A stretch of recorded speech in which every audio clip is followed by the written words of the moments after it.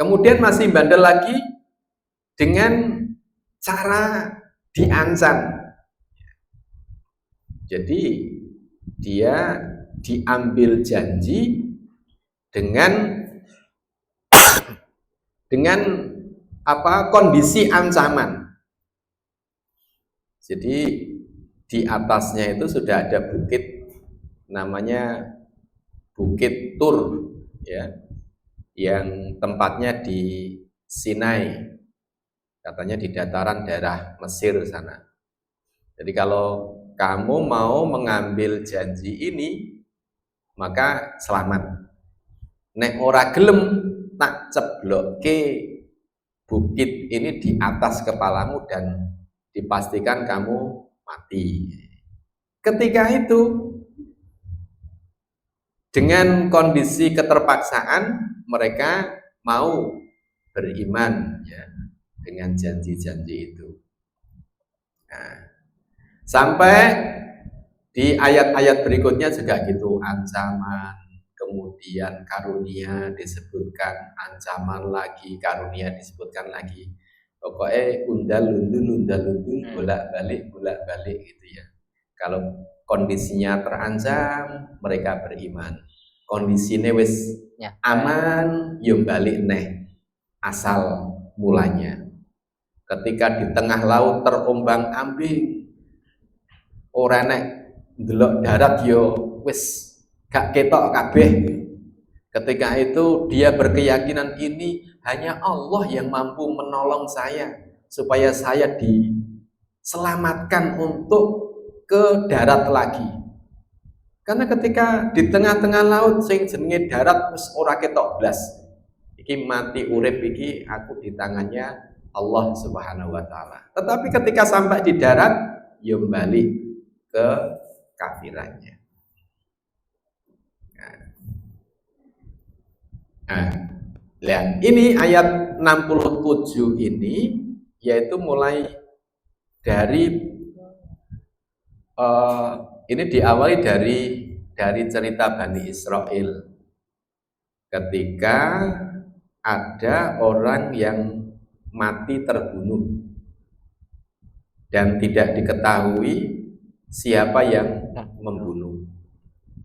Nah, di dalam tradisi orang-orang Bani Israel, orang-orang Yahudi, itu sudah ada kebiasaan kalau ada kejadian-kejadian ini, ya hampir mirip sebenarnya. Mereka itu menyembelih sapi, ya, menyembelih sapi di hulu sungai.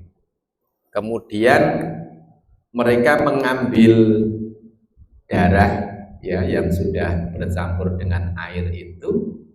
Jadi orang kampung di situ diundang untuk menuju tempat penyembelihan sapi tadi, kemudian mengambil darah, ya, yang bercampur air tadi, kemudian memercikkannya di sapi itu. Engko sing wani berarti tidak punya rasa salah sehingga dia berani. Dan dia termasuk kelompok orang-orang yang tidak membunuh.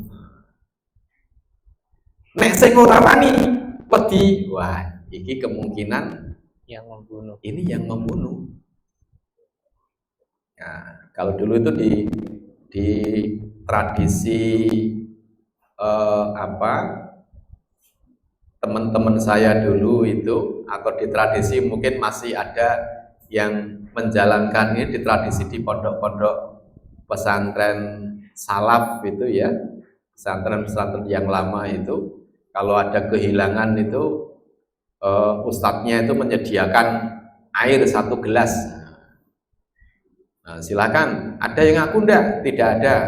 Pokoknya nanti silakan semuanya minum air ini yang ada di gelas ini.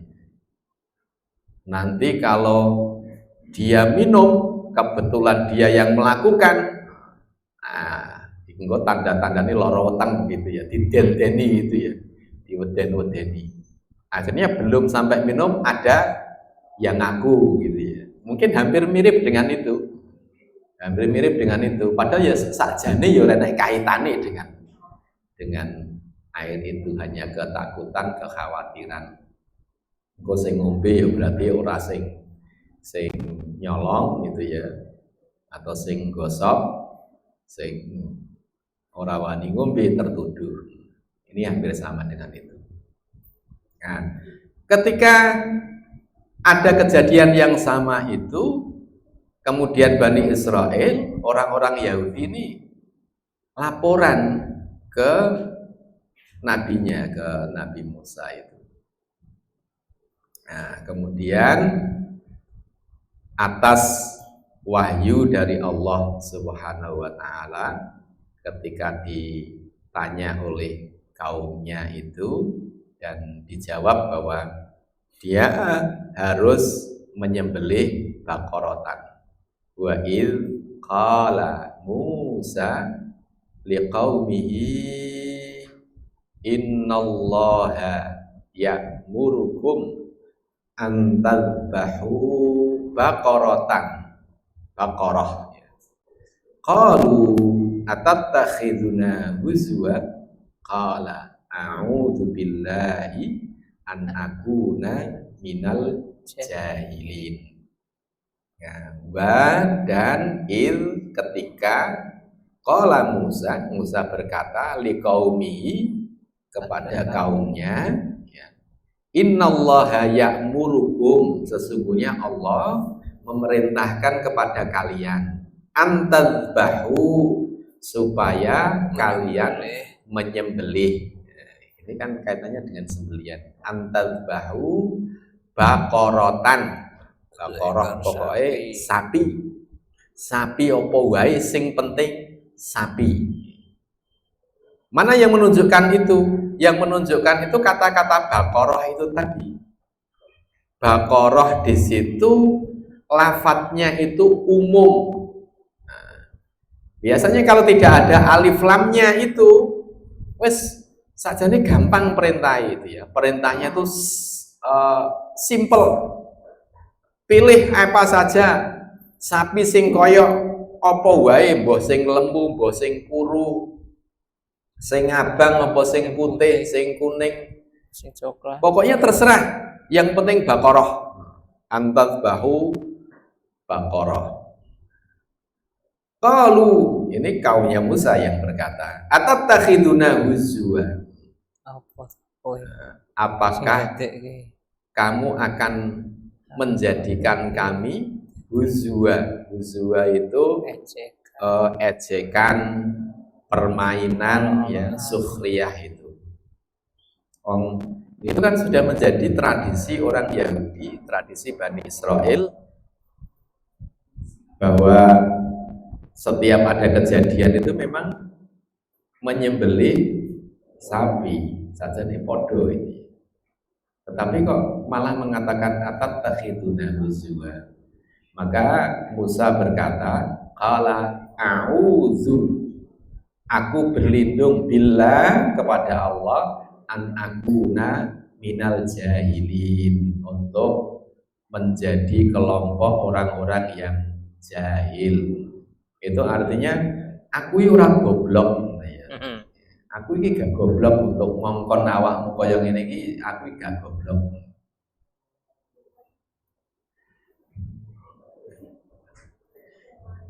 Artinya bahwa apa yang menjadi perintah Allah melalui Nabi Musa itu kan mestinya dia itu dehe yo sing jaluk saja nih ya. Mestinya kan kalau dia itu menganggap Musa itu sebagai nabi, mestinya dia harus taat. Tetapi ternyata beda karakternya orang-orang yang Yahudi itu. Ya, mestinya kan ditaati, wa ma arsalna mir rasulin illa liyuta'a biidznillah. Kalau dalam keterangannya di dalam tafsir At-Tanwir itu menambahi keterangan ini, bahwa Nabi itu sebenarnya liyuta'a, untuk ditaati biidznillah, dengan seizin Allah. Maka apapun yang disampaikan Nabi kepada kamu, wahai kaumnya Nabi Musa, wong awakmu dhewe sing takon, bar tak jawab kok malah jawabanmu ngece gitu ya. Atatakhiduna huzwa.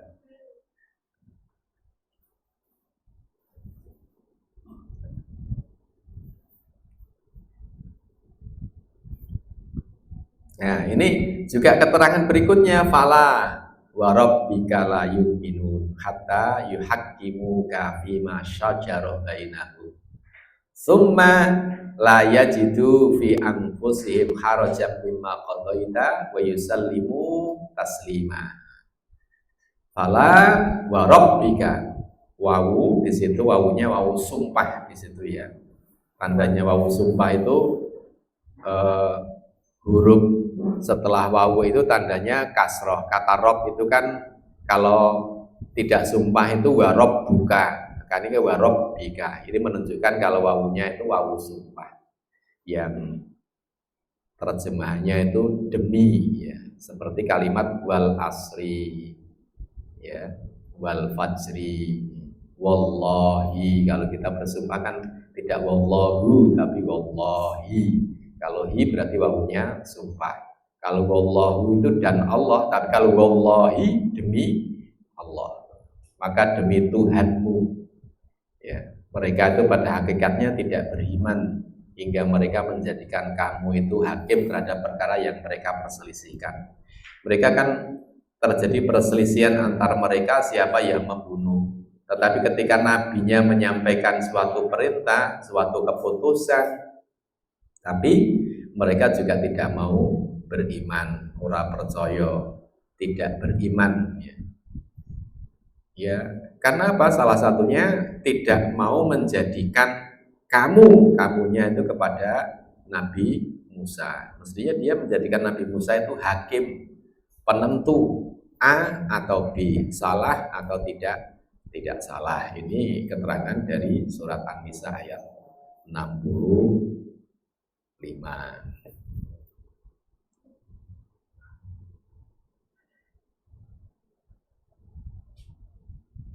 Dan kejadian-kejadian itu sebenarnya kedolimannya itu ya, Bani Israel itu juga sudah pernah terjadi di ayat-ayat sebelumnya, ayat 51 itu.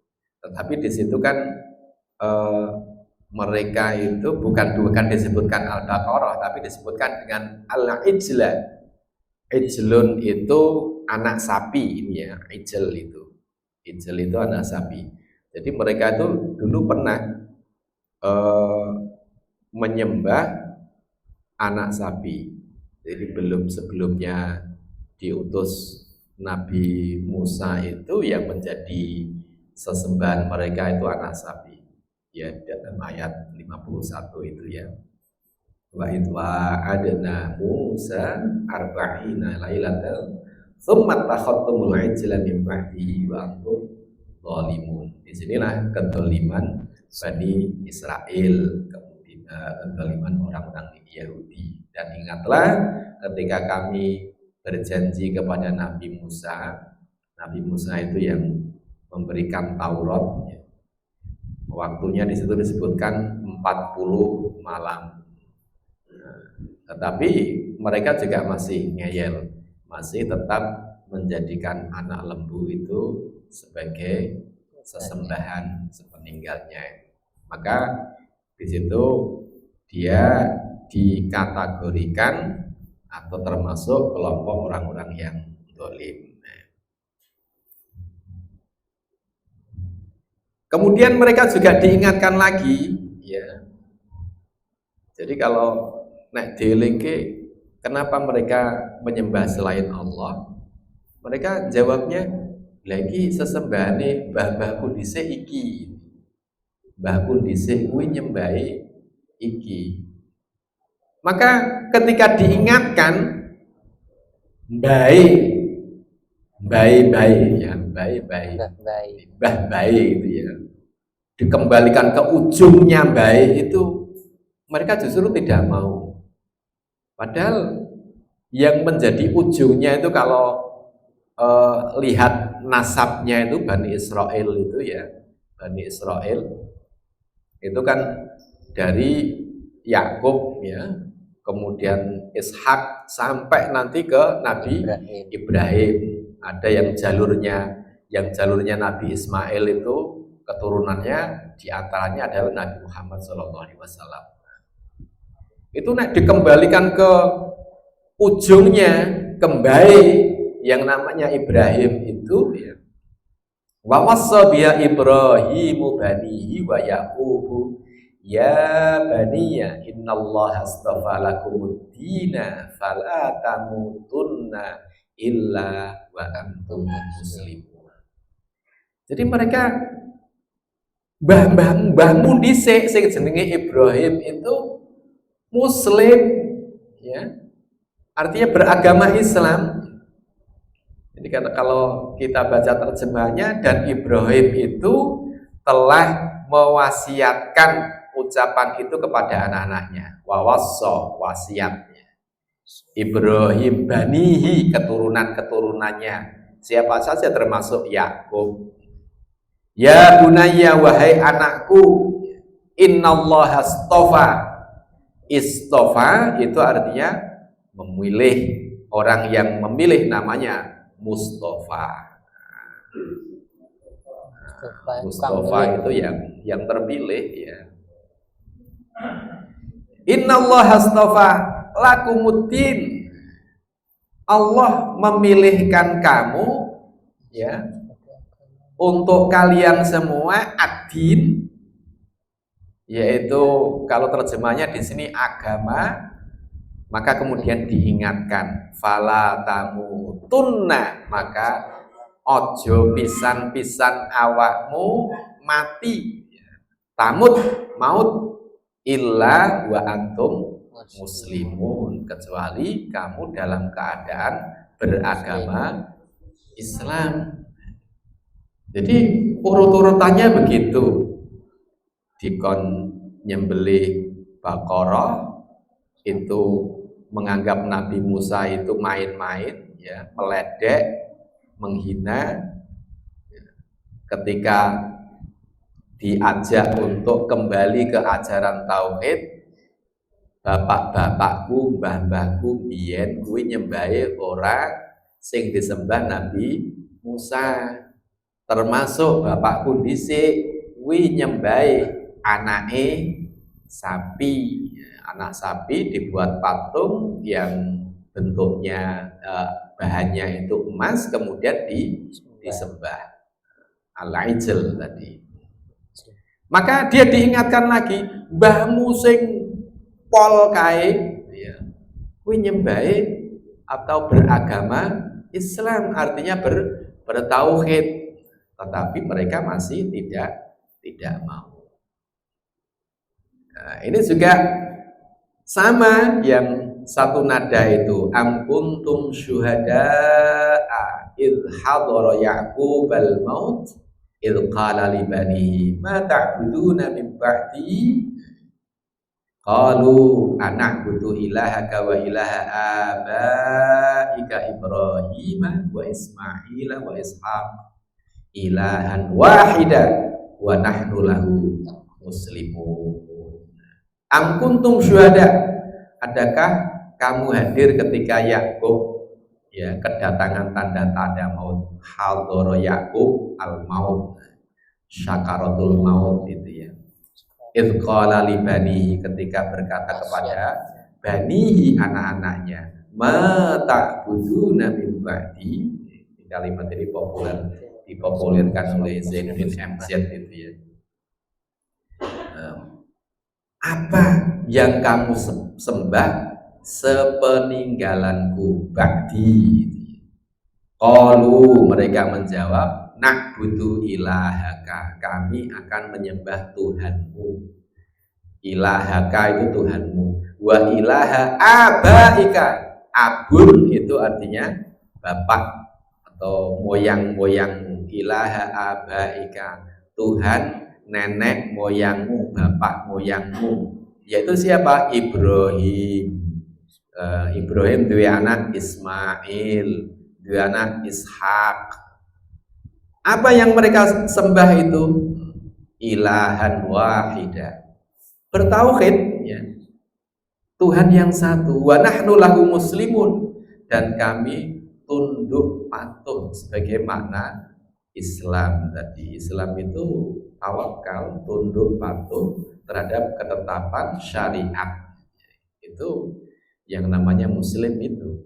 Walaupun dari sisi rasionalitas ya tidak rasional, tetapi karena ini syariat dan setelah dilihat, oh ini Quran, oh ini hadis, hadisnya derajatnya sahih lagi.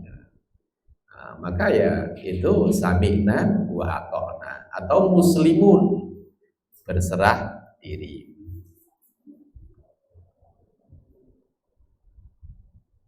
Nah, tilka ummatun qad khalat laha makasabat walakum makasabtum fala tusalu amma kanu ya'malun. Itulah umat yang lalu, maka laha makasabat, baginya apa yang telah diusahakan, walakum makasabtum, bagi kamu apa yang sudah kamu usahakan, wala tusalu amma kanu ya'malun, dan kamu tidak akan diminta pertanggungjawaban tentang apa yang telah mereka kerjakan. Yang penting kita sudah menyampaikan pesan itu, sudah dielengge, sudah diajak ke nilai-nilai ketauhidan, kembali kepada ajaran yang murni, yaitu ajaran Islam. Ya sudah, kalau sudah disampaikan itu.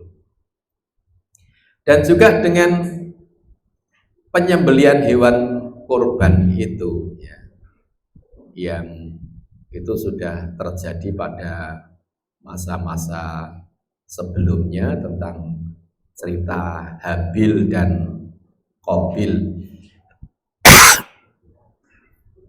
yang kemarin juga sudah disinggung oleh para ustadz ya, tentang makna korban itu ya, di dalam surat Al-Maidah yang 27 itu ya, watslu alaihim naba'abnai adama bil haqqi id qarraba qurbanan fatuqbila min ahadihima wa lam yutaqabbal minal akhari qala la'aqtulannak qala innama yataqabbalullah minal muttaqin. Ini yang cerita tentang pembunuhan yang pertama kali ya, antara Habil dan Qabil ya, yang di antara keduanya itu punya kembaran. Habil punya kembaran cewek, Qabil juga punya kembaran cewek. Cuman kan dikawinkan silang gitu ya, sing kembarane Habil kawine karo Qabil, sing kembarane Qabil kawine karo Habil. Pokoknya ya disilang gitu, tapi delalah kok sing siji ora pate wayu, sing siji ayu. Pengene wis aku mbek kembaranku wae gitu ya. Ya, maka dipersyaratkan untuk mempersembahkan korban ya. Ternyata korban yang satu itu diterima, yang satu tidak diterima. Karena apa? Ya karena tidak keikhlasannya itu ya, yang satu tidak ikhlas, yang satu ikhlas. Maka innama yataqabbalullah minal muttaqin, yang diterima korbannya itu korbannya orang-orang yang ikhlas, orang-orang yang muttaqin, orang-orang yang bertakwa. Maka salah satunya kemudian dibunuh. Walam yutaqabbal minal akhar qala la'aqtulannak. Maka itulah kejadian pembunuhan pertama kali. Dan yang cerita lainnya itu barangkali juga ada pelajaran tentang tata cara mengubur orang mati, yang itu belajarnya masih natural gitu ya. Dia melihat burung gagak ya, yang salah satunya itu mati, kemudian burung gagak itu ceker-ceker lemah, kemudian dipendem. Oh, Oh berarti begitu ya caranya ngubur supaya tidak ketahuan. Maka ini juga begitu. Jadi wis ben orang pokoknya dianggap ngilang gitu aja ya. Entah kemana, padahal dibunuh kemudian dikubur. Nah, ini pelajaran tentang penyembelihan. Kalau alurnya tadi di surat di tafsir At-Tanwir itu memang runtutannya di itu. Ini bentuk-bentuk kenyeyelan Bani Israel. Nanti sampai jam berapa berarti? Ya, jam setengah dua selesai. Oh, iya. Oke, satu ayat lagi ya. Jadi setelah ada perintah untuk menyembelih, kemudian Nabi Musa dianggap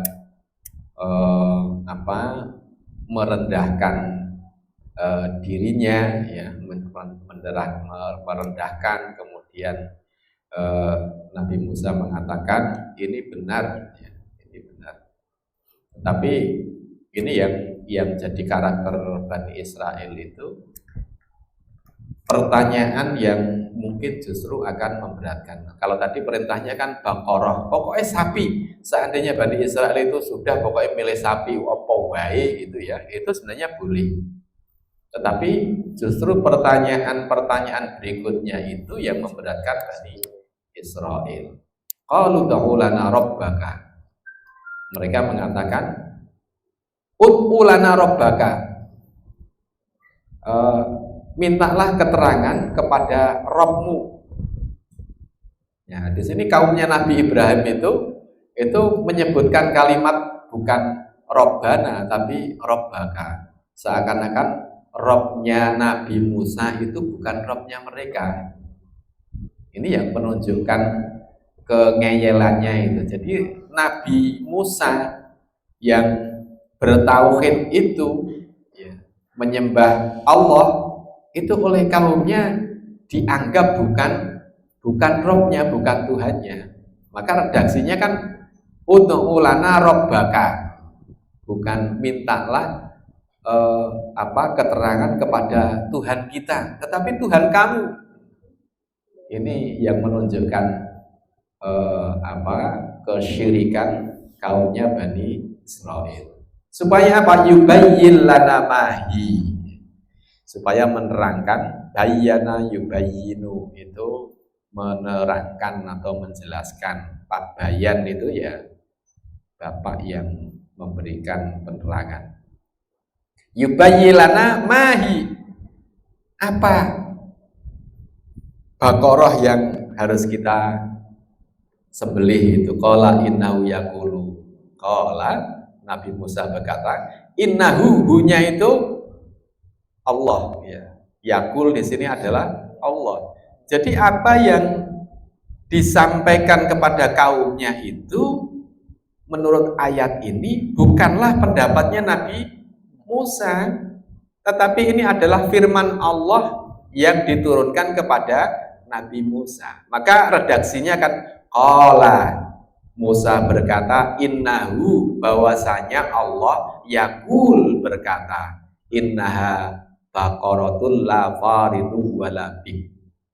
Baqarah yang dimaksudkan setelah saya tanya dan dijawab oleh Allah adalah Baqarah yang la farid wala bikr. Baqarah yang tidak tua dan tidak muda. Farid, bikr. Farid pakai dot itu ya tua atau sapi yang telah berumur setahun. Nah, sapi sing tuwae sapi umurnya piro, Mas? Siapa yang tahu ilmu persapian ini? Sapi umur tuwae piro? Belum tahu. Nah, umur nome piro?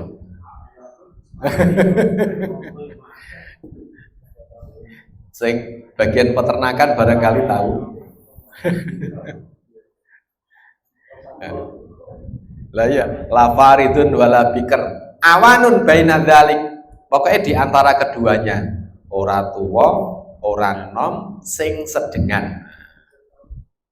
Fa'alu ma tu'marun. Jadi kerjakanlah apa yang diperintahkan kepadamu. Ini karakter yang pertama itu la farid wala bikr awanum baina dzalik. Tambah angel. Nah, karena dianggap oleh Bani Israel itu kurang cetha, ya qalu ta'ulana rabbaka yubayyilana ma launuha. Takok warnane ya.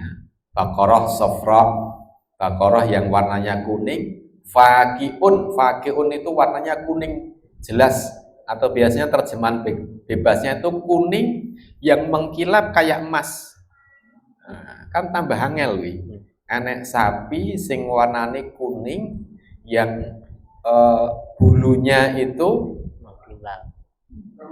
Iya, kuningnya keemasan, mengkilap gitu ya. Tasurun nadirin, ditambah lagi sing deleng kuwi seneng gitu.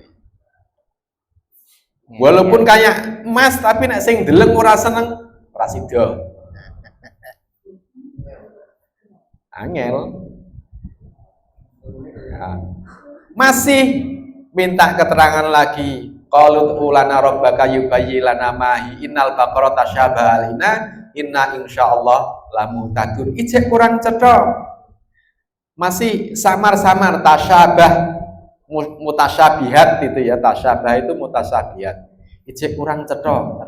Jaluk neh minta keterangan lagi. Akhirnya dikasih keterangan Baqarahnya itu la dalulun tusirul arda wala taskil harsa musallamatul la syiyata fiha.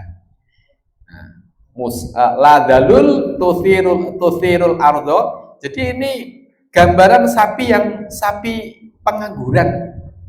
Ora dinggo ngluku, ora dinggo siram-siram ya. La dalul tusirul arda, tidak dipakai untuk membajak sawah, tidak dipakai untuk menyirami tanaman, ya kon mikul beban berat itu enggak ternyata. Ditambah lagi musallamatun. Musallamatun itu salim, tidak ada, kalau warnanya itu tidak ada bercak hitam sedikit pun, kuning ya kuning ruwesi kayak emas itu. Nah, itu baru mereka mengatakan qalul anjita bil haq, sekarang kamu sudah memberikan kabar yang benar. Saya kuis benar pada bahuha wa makadu yaf'alun. Mereka baru menyembelih dan hampir-hampir di akhir ayat ini hampir-hampir dia tidak menyembelih. Karena memang Bani Israel itu pertanyaannya memang orientasinya supaya dibebaskan gitu ya. Jadi tujuan awalnya itu aku takon terus ben tugase ora sida karepe ngono. Tapi malah abot. Nah, ini barangkali sampai ayat 71 yang di kisah berikutnya itu diceritakan tentang sebab diperintahkan menyembelih Baqarah itu ya. Yang di akhir-akhir ayat itu diceritakan ternyata yang punya Baqarah ini juga anak yatim. Pertemuan berikutnya insyaallah saya cukupkan. Wallahu a'lam bishawab. Billahi taufiq wal hidayah. Assalamualaikum warahmatullahi wabarakatuh. Waalaikumsalam. Kalau ada monggo. Kalau ada pertanyaan monggo. Ya, terima kasih Ustaz Zainal. Mungkin dari teman-teman ada yang ditanyakan terkait dengan apa yang disampaikan oleh Ustaz Zainal tadi tentang orang-orang Bani Israel ngeyelnya seperti itu. Semoga kita tidak seperti orang Bani Israel, kasih perintah tapi malah nanya yang bagaimana dan selanjutnya. Padahal sudah jelas di sana telah disampaikan menyembelih pokoknya sapi, nah seperti itu. Rasa takon liyane. Sebetulnya itu kalau sudah dapat sapi disembelih ya sudah.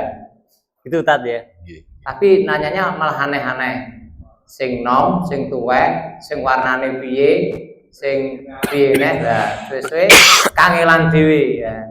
Monggo mungkin ada yang tanyakan. Kalau tidak ada ya cukup. Monggo Mas Hartono ya. Iya, waalaikumsalam warahmatullahi wabarakatuh.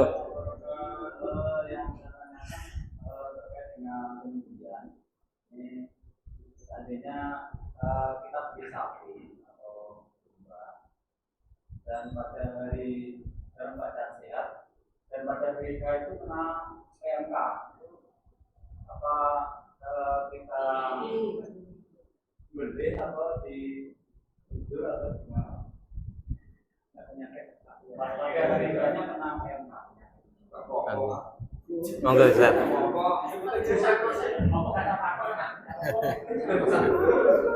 Nggih. Lah itu PMK itu yang penyakit mulut kuku itu ya. Jadi ya memang syaratnya memang sehat itu ya. Nah itu nanti kalau keterangannya kemarin kalau di Lazis itu kan memang sudah diseleksi ya, sudah ada sertifikasi bebas PMK itu. Nah, yang jadi pertanyaan, nek wis dituku kena PMK dilanjutnya nyembelih apa ora? Jadi kalau saya lihat ini dari sisi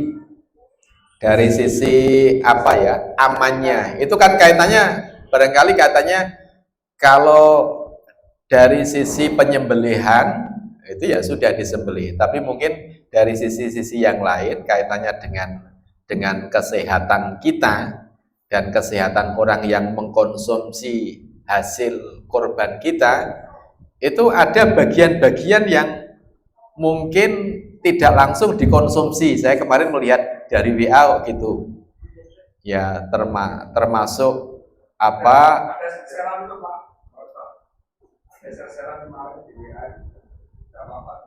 oke nah ya itu ya nggak apa-apanya disembelihnya itu ya, katanya di bagian-bagian itu termasuk tidak apa-apa kalau dikonsumsi dari sisi kesehatan.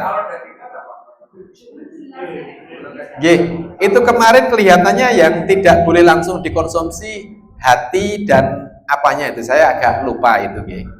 Termasuk bagian kaki tidak usah dikonsumsi, bagian kepala tidak usah dikonsumsi, tapi dagingnya semuanya aman gitu ya, semuanya aman. Nah dari sisi penyembelian begitu, dari sisi kesehatan barangkali ada pertimbangan tertentu yang mungkin saya bukan ahlinya di bidang itu, tapi nanti sudah disembelih aja. Tapi biasanya nah sekarang itu penyembelihan ketika masuk di jagal itu biasanya juga ditanyakan, juga diperiksa itu ya, bebas PMK-nya atau tidak. Bebas PMK-nya atau tidak. Barangkali itu nanti sertifikasinya kalau memang itu diperkenankan untuk disembelih ya disembelih. Begitu Mas ya. Monggo Mas. Ada lagi yang ditanyakan? Ya terima kasih, saya kira cukup Ustaz. Teman-teman yang berbahagia, saya ucapkan terima kasih atas kehadirannya. Semoga kita bisa hadir untuk kajian berikutnya, mungkin akhir atau pekan akhir di bulan Juli ya. Insya Allah yang kami menyampaikan Ustadz Furqoni ya.